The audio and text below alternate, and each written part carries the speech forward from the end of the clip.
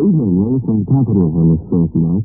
I'm Nicky Horne, and it's Your Mother Wouldn't Like This, and I'm very pleased to say that sitting opposite me is Bowie. Welcome to Capital. Hello. It's been a long time, actually, since we met. As I said at the beginning of the program, I think the last time we met was about 5 years ago. Yeah, I've got to practice my radio voice. That's right. Well, anyway, welcome.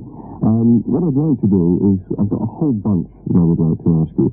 But also, I know that a lot of people out there would like to ask you a few questions. So, let's try and take a few telephone calls a little later on. Okay, fine. So, if you've got a question, I mean, not a dumb, not what kind of socks you wear, but if you've got a question for David, please give us a ring on 388-1255. This is the album version of the single that's currently number 3 in the hit line. Oh, it's good, that, isn't it? This is here.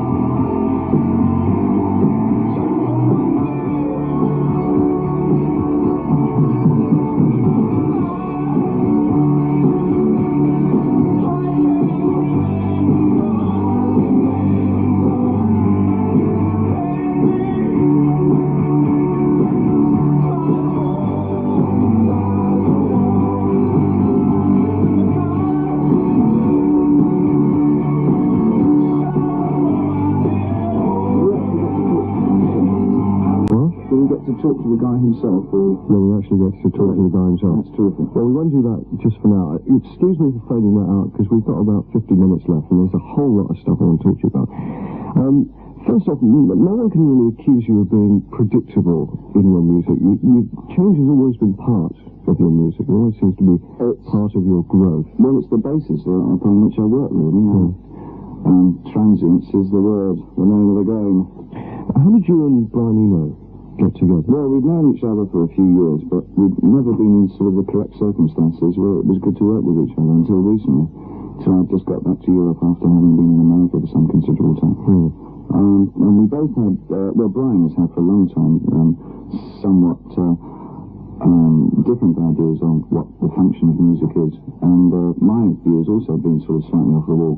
And we both arrived at somewhat of a similar conclusion, and we decided that it would be a good thing to collaborate on some of our ideas of methods and processes of writing music. Is this going to be a regular sort of feature? Only as long as it's good, of course, only as long as the musical relationship holds up. I think our personal relationship is pretty strong. I mean, we spend most of our time sort of rolling about the floor, laughing. It's not at all arsey. But can I talk about this sort of change from the R&B influence? Because for I think 2 or 3 albums, there was a very strong R&B influence that started with Young Americans. And then all of a sudden Low comes out, which is a real shift in direction. Well, not all of a sudden, really. I mean, it was sort of prefaced by Station to Station, and that sort of heralded my longing to get back to Europe, having been in America for such a long time. And I think it was quite logical that the albums that did have a strong R&B feel, when you look at the cities where they were recorded, Philadelphia and New York primarily, I'm very vulnerable to the environment that I'm in, and I get completely taken over with it. Well, this latest album has been recorded in Germany. Why did you go over there? And why specifically Germany? Well, I've always found that once I got to know a city too well, or any environment too well, I couldn't write anymore. I have to be fairly uncomfortable in any given situation. And what better uncomfortable situation to put oneself in than a city with a wall around it. And that provided the friction I found necessary for continuing some kind of creative bite to what I was doing. What about the track Blackout? Is that specifically Germany? No, I mean, one can be in a place and not necessarily have to write about it all the time, but it's certainly affected by the standards in that city. That one was a reflection of America from a bit of a distance. Okay, this is David Bowie from Heroes, and this is Blackout.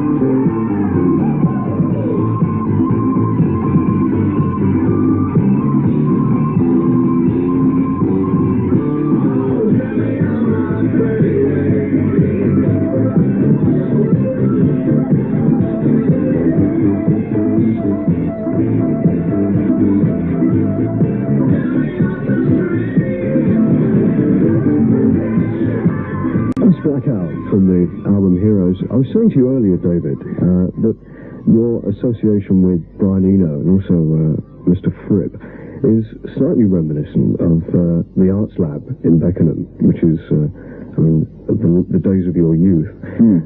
Have you ever sort of thought about the fact that you're in a way going back to that now, and then it's almost becoming full circle? I think it's sort of reminiscent in as much that we have this sort of, well, on my part, fairly naive ideal that one should keep reevaluating a musical position. And I know Brian wants to put music to work. He wants music to go out and get a job. He wants it to do something apart from entertain. So it has something of that in it, that let's try and do something with music that is stimulating on any other level other than just pure enjoyment, as well as enjoyment. I mean, Yes, it's still got to be fun, isn't it? I don't know if it's got to be fun. I wouldn't get that flippy about it. I think it has to be enjoyable. I think there are various degrees of enjoyment. I mean, it depends if you're S or M, you know. Let's take the first of, hopefully, a few phone calls tonight. Andrew, I believe, is on the line. Good evening, Andrew. Hi. Hello. Go ahead. I'll turn my headphones down so there's some feedback. Good evening. I was wondering if in the near future there's going to be any chance of a tour involving some of the smaller concert venues, such as the Rainbow Theatre or the Hampstead Odeon, rather than places like Earls Court or Wembley. Yeah. Well, that's an interesting sort of proposition, but the problem I've found with that in the past, I think it probably could be rectified when I don't sort of remain quite so professional about it all, is that if I have to cover a large amount of countries, which I generally do on a tour, it's more practicable to play a larger venue and entertain a lot more people. And I do like being a performer, and I like being seen by other people, but on another level, I would like to play smaller venues, and it has occurred to me over the last few months, but I must admit I've done nothing actually dramatic about actually doing it. But thanks for letting me know I should be doing that, and I'll certainly think about that. Yeah, I think it's better than doing larger venues where you tend to lose the atmosphere. Well, let's say as well as. Sorry? Let's say as well as, because there are various things you can do in a small venue that you obviously can't do in a large one, but it works vice versa as well, you see. True. Okay. Andrew, thank you for calling. Yes, Tar. Can I talk to you about the last concert tour that you did? That was... I just remember the white light, and that image that comes on. And also the film, the Salvador Dali film, and Chien Andalou. That's right. Chien Andalou. Yeah. Why that movie beforehand? Because it was very bizarre. Well, or was that the reason? I liked it. I mean, I like those old surrealist things, and I always liked Brunel. He was a great filmmaker. And I think it was extraordinary to see Dali in a movie. I thought that was sort of something people should have a look at, really. I'd seen it, and I always loved it, and I thought I'd put it on a bigger circuit. But there are no moves afoot for you to do any concerts in the near future? I have planned on something next year. I haven't fitted it in anywhere yet, but it's pretty optimistic that I will be doing something. Fine. It's 10:20 on this Thursday night. You're listening to Capital. My guest tonight is David Bowie. Something from the early days in just a minute. And good evening to Alan, who's on the blower at the moment. Hello, Alan. Hello there. Hello. Good evening, David. Hello, Alan. Where are you? Actually, I'm in Battersea. Oh, here. Oh, can you hear the Who? They're just down the road. They're making a record near you. Yeah, that's a couple of roads down the street. The question I'd like to ask is if you could tell me who are or were the Bowie brothers, and I don't mean the music company. Yeah, Bowie brothers. Well, they were, I suppose, very much based on myself and my brother. My brother was one of the bigger influences in my life, and as much that he told me that I didn't have to listen to the choice of books that were recommended at school, and that I could actually go to a library and go and choose my own, and sort of introduce me to authors that I wouldn't have read probably. Yeah. You know, the usual sort of things like the Jack Kerouacs and Ginsbergs and E. Cummings and stuff. I understand you're very keen on Burroughs as well. Burroughs, yeah. I mean, Burroughs was very instrumental. As soon as as I met him, I mean, he convinced me that the marvellous things that you can do with a cut-up technique, and I incorporated that on some of the stuff from Diamond Dogs, and I've never dropped it. In fact, it reveals itself to its fullest extent, I guess, on Heroes more than anything else. Yeah. Okay, well, thanks very much, and keep us to work up. Thanks very much. Bye. Alan, thanks for calling. Is it golden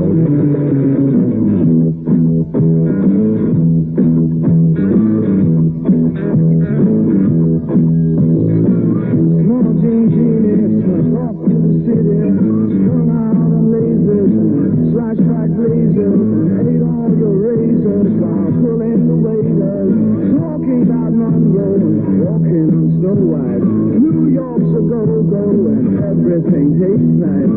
Poor little greenie.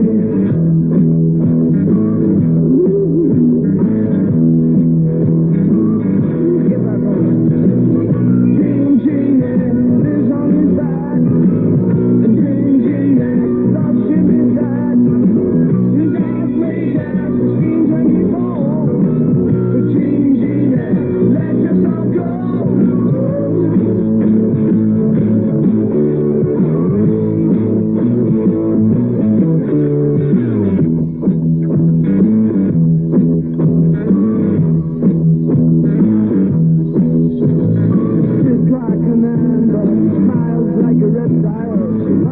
She loved him, but just for a short while.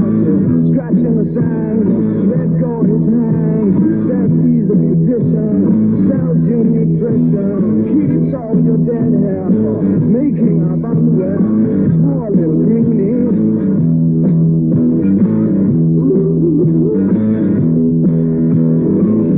King Genie lives on his back. The King Genie loves Jimmy's back.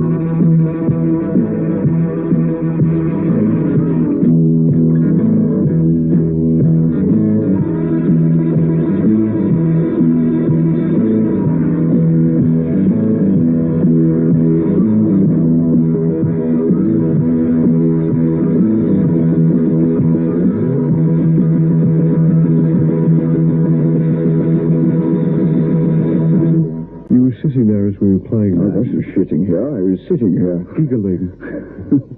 When was the last time you heard that? That was it, I think. I can't remember. Last time I did it on stage, I guess. The actual single.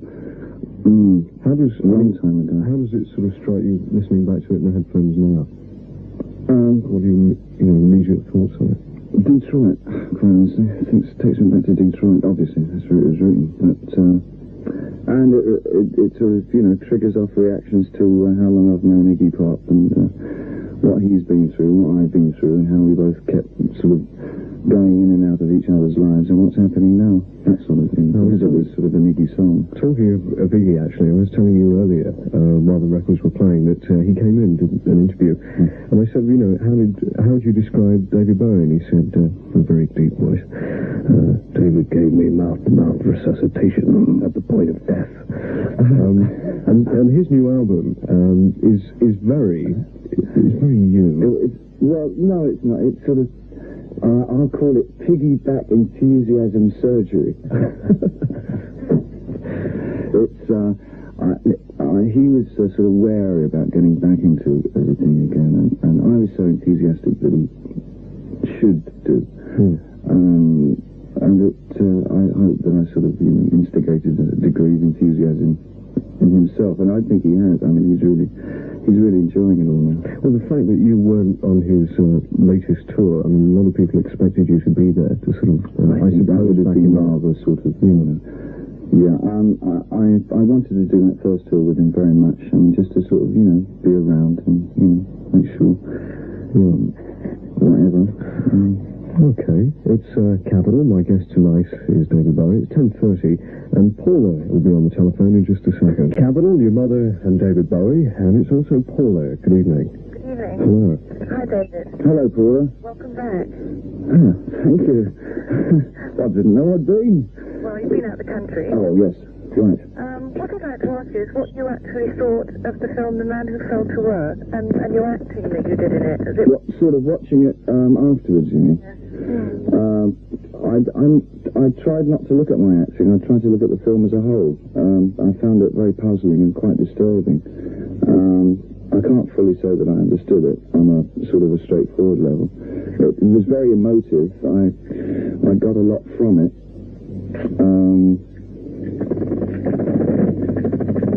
That's as far as I can go about talking about it from that side of the sort of... How much, sorry Paula, can I just come in? How much did you identify with the character?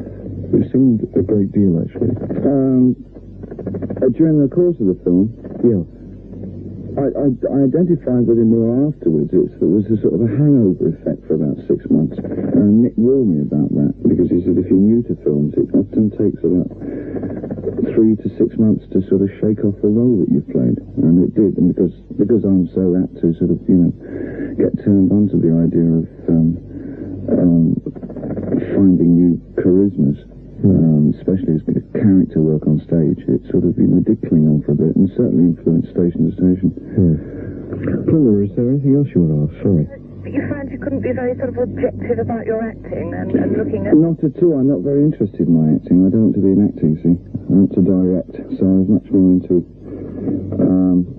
on the film, I was watching Nick most of the time, and in the cinema, I was still watching Nick most of the time. Paula, thank you for calling. You're going to do another film, which is where you're portraying Egon Schiele, the artist. Can you tell me how that came together? Yes, it was brought to my attention by Clive Donner, director, who wants to do it with me next year. In, I presume, Vienna and Paris it would be based. And I immediately related to the role, merely because, well, firstly, he was a painter, and I was a painter, and he was an expressionist painter, and he was one of the best, and I was an expressionist painter, one of the worst. And so I thought, well, if I couldn't be a good painter in real life, I'll be a good painter on the screen. So I thought I'd do that, and also I went to work with Clive Donner. I'm not actually a sort of doyen of artists and painters, I must admit, but Maggie Norton did at university, and she said this afternoon that Egon Schiele, his work, is very sexual, and some of his style is very Bowie-esque. The sort of style of the... It certainly has... the extremities are exaggerated. The hands are always very large, and the knuckles large. His style is very Bowie-esque. The sort of style of the... It certainly has...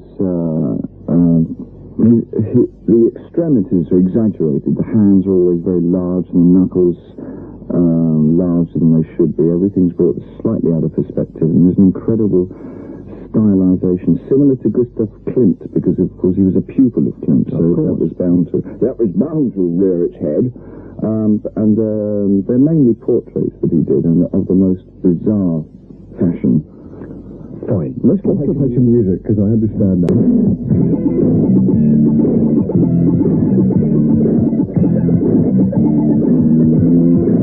You're just a little girl with gray eyes. Never mind. Stay darling. Wait until the crowd rides. Oh, wait until the crowd rides. You're just a little girl with gray eyes. Deep in your room, you never leave your room. Something deep inside of me, yearning deep inside of me, talking through the gloom. What in the world can you do? What in the world can you do? I'm in the mood for your love, for your love, for your love, for your love.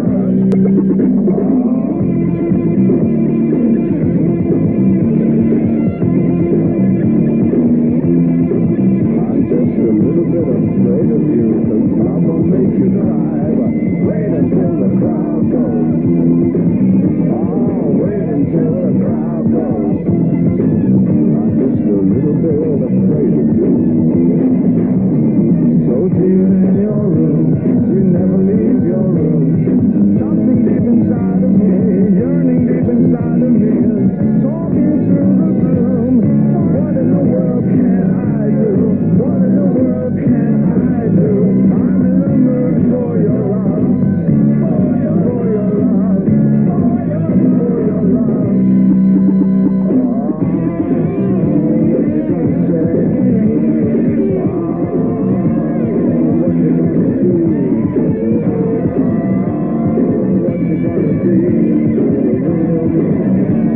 The real me, under the cool, under the cool, under my name.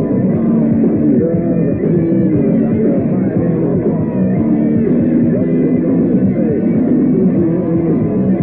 The real me, the real me.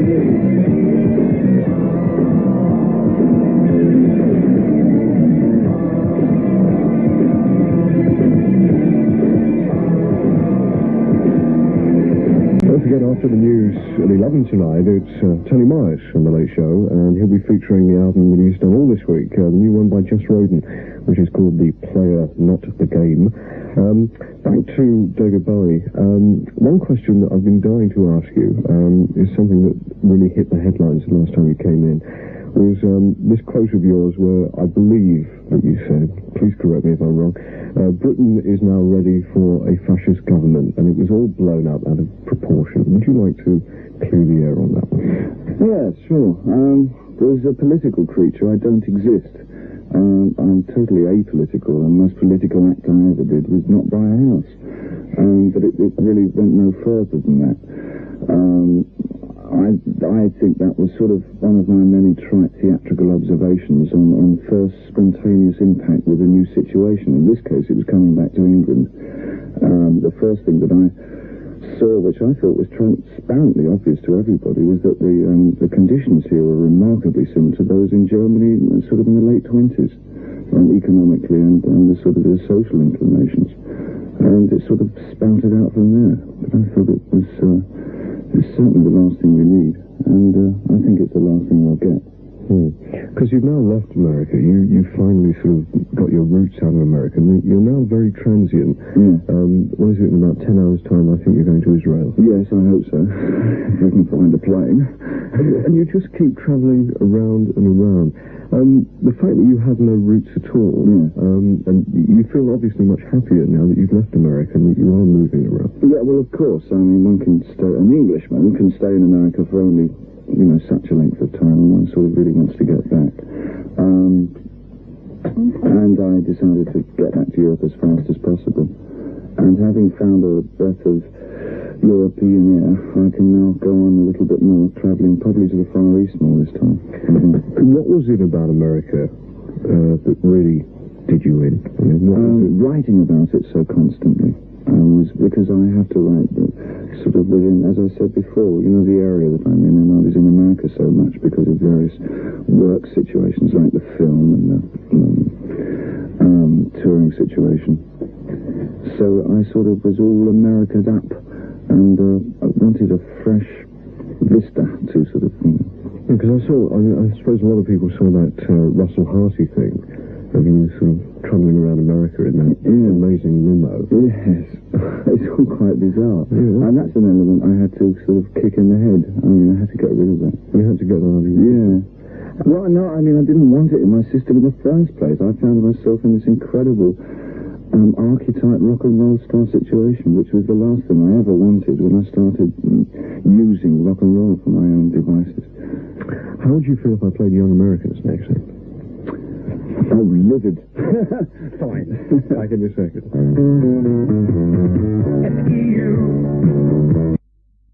Jonathan is on the line. Good evening, Jonathan.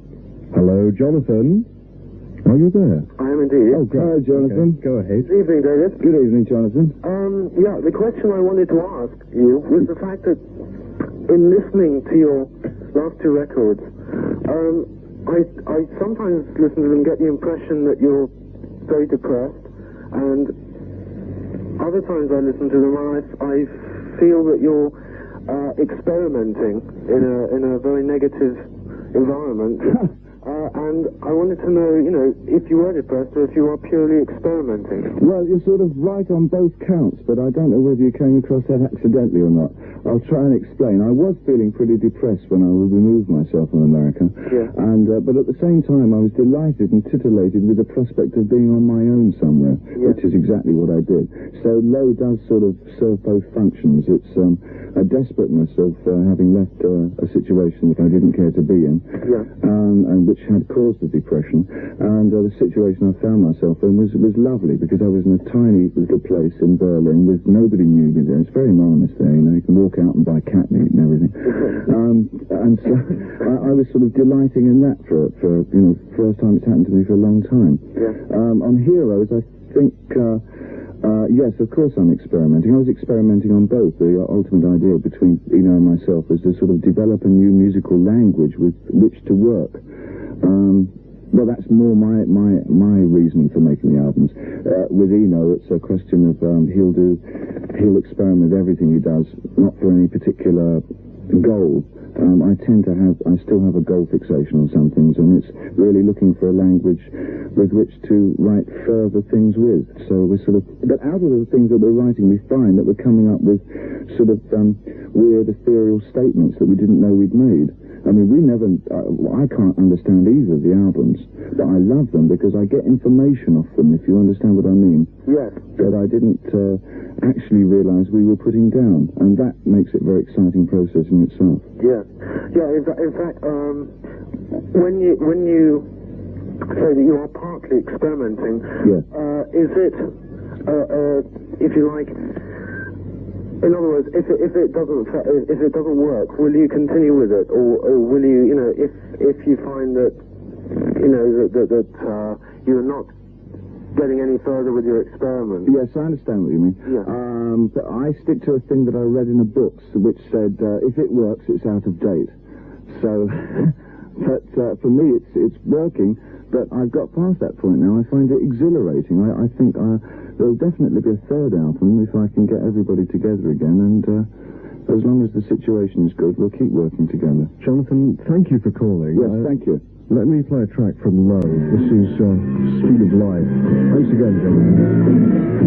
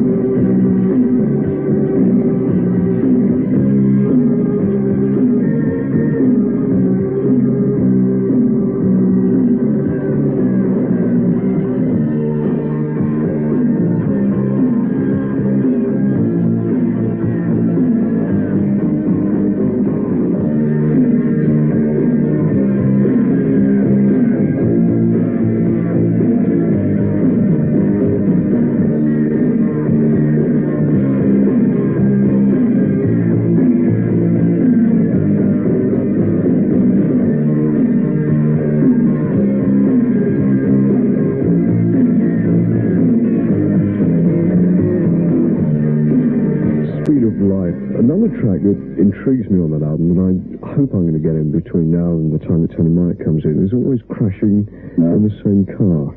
What's the inspiration behind that? Crashing in cars, of course. Just in the American thing again. Yeah, yes, it's sort of, you know, it was a sort of a slightly suicidal sort of feeling that I had, and it just came out like that, really. During that time in America, I mean, you change managers almost as often as other people change clothes. Not true, sir. I had one manager. There was Ken Pitt, there was Tony DeFries, and then there was sort of Michael Whitman, which wasn't really... Well, it wasn't really management. And now you have no manager at all. No manager at all, no. There was a time when you were going through all this sort of aggravation. Did that really reflect on the music, on your sort of musical output, if you like? Yeah, of course that had a lot to do. I couldn't say to what degree it played a part in the music that I was producing, but it got to a point with the Main Man situation where I sort of looked around and found I was alive and well and living in debt, and that was the situation I wanted to finish. I didn't feel I was receiving the ample rewards due to somebody who was putting in a considerable amount of input. And I also realised the unfortunate position that one gets into with the management, where one is protected to an incredible degree from outside influences. But you still are protected, aren't you? I mean, only by my own. Not at all. I only have 3 people working for me. Well, one does get the impression that there is this sort of cocoon around you. I think that's a hangover from the old days. I mean, it's really quite... If I wish to be talked to people and be interviewed and whatever, and see media, I will do. And if I don't wish to, then I stay very private. And I don't like it very much all the time. And it's nice to do it a couple of times a year. But most of the time, I prefer to carry on living like a human being. And that means moving out of the rock and roll circle, which fortunately I haven't really been in for the last couple of years. And moving out of media exposure and whatever. And I'm trying to retain some kind of... sanity, looking at people and societies that are foreign to me. Okay, you're listening to Capital, and your mother wouldn't like it. My guest tonight is David Bowie. David, unfortunately, we're now going to take the final call. If you didn't get through, commiserations, but we do have to close the lines down now. And Carolyn, in fact, you're our last caller. Good evening. Oh, hi. Hello, Carolyn. Hi, David. I'd just like to have a really good fan of yours, you know. You're a good fan of mine? Yes. What does that mean? Well, you know... What time do you go to bed? Huh? What time do you go to bed? Yeah, funny. No, see how good you were. Carry on, love, sorry. Yeah, what I want to say was, what famous person did you get a kick out of meeting? Would I get a kick out of meeting? Who did you, or have you, or will you, you know? Well, who I did get a kick out of meeting, of course, is John Lennon. I mean, you know, I've always wanted to meet him. He was my favourite Beatle. Who I would get a kick out of meeting, I don't think anybody really. I much prefer to see their influences, but if I can react question, somebody I would have liked to have met would have been King Arthur of England, being a strong sort of... I've started to get kind of interested in Celtic history and the history of England, which sort of I was sadly lacking at school. I never got a rotten history master, so I turned right off the subject. But, sorry. And I got interested in it again. Carolyn, thank you for calling. Are you still there? She's gone. I think she's gone. Good night, Carolyn. Good night, Carolyn. I think I'll send her to sleep. This is Beauty and the Beast. I know what time to go to bed now, Carolyn.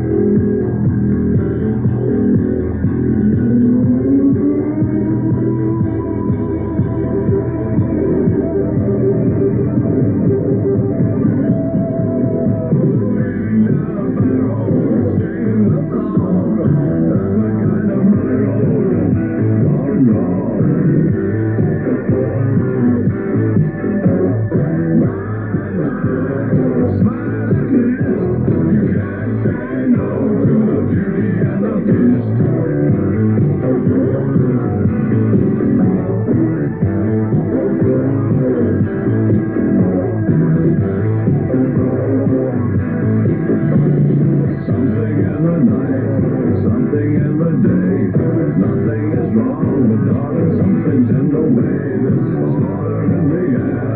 Protest on the wind, someone else is signing. Someone could get skinned.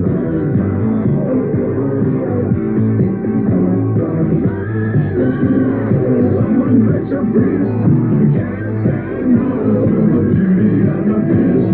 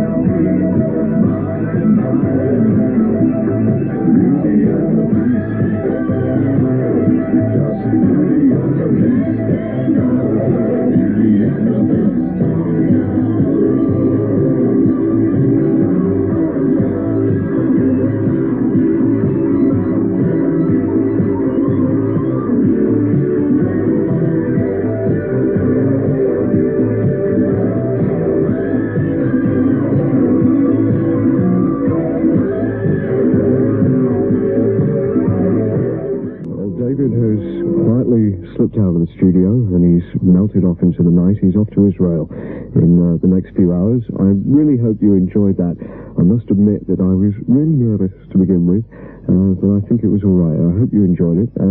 That is your mother for this evening. It's Mr. Myers on The Late Show after the news at 11, featuring the Just Rodin album. I look forward to seeing you tomorrow night between 9 and 11, and in about an hour down in Wood Green. Anyway, have a nice evening. See you tomorrow night. Good night. Still don't know what I was waiting for, and my time was running wild in the dead-end street sign. Every time I thought I got it made, it seemed the taste was not so sweet.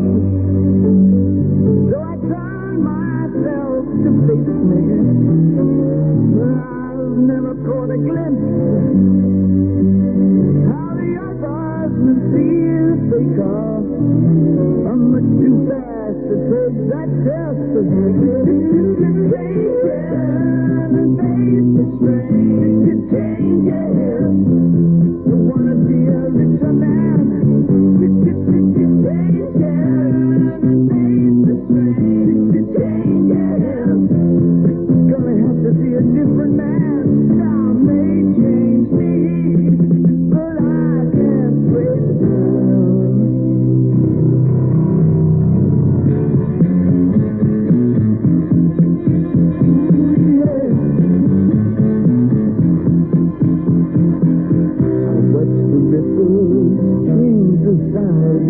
Would never leave the stream with one permanent dance. So the days float through my eyes, but still the days seem the same. And these children that you spit on as they try to change their world are immune to your confrontations. They're quite aware of what they're going through.